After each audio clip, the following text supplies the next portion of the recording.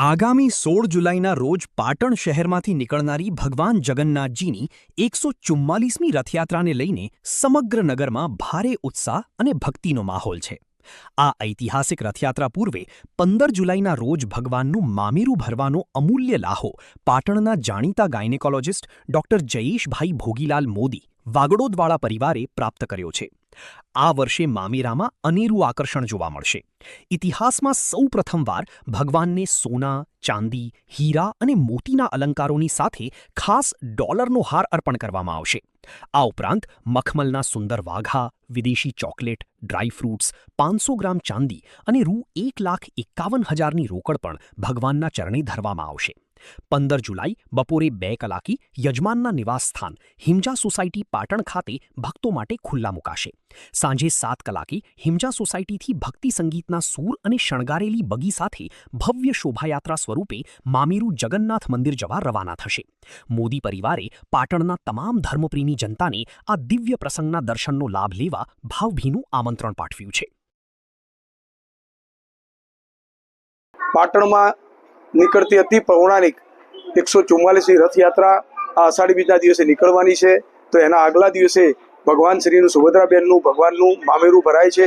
તો એ મામેરાના યજમાન થવાનું અમો શ્રી ડૉક્ટર જયેશકુમાર ભોગીલાલ ગોપાળદાસ મોદી વાગડોદવાળા પરિવારને જે યજમાન પદ મળ્યું છે તે અમારું પરમ સૌભાગ્ય છે. અને એ સૌભાગ્યથી અમે ભગવાનનો ખૂબ ખૂબ આભાર માનીએ છીએ કે આ અમને મોકો આપ્યો. અમે આ 144મી રથયાત્રાના નિમિત્તે ભગવાન શ્રીનું મામેરું ભરવા માટે અમારો પરિવાર ખૂબ જ ઉત્સાહિત છે અને એ ખૂબ જ ઉત્સાહમાં બધું અમે ભગવાન શ્રીના વાઘા, ભગવાન શ્રીને પૂજાની રોજની સામગ્રી રાજકોટ અને ભાવનગરથી ભગવાન શ્રીના આભૂષણ અને મુગટ તથા સાથે સાથે અમે અમેરિકાથી લાવેલી વસ્તુમાં અમે ચોકલેટ તથા અમે અમેરિકન $નો હાર પણ બનાવેલો છે.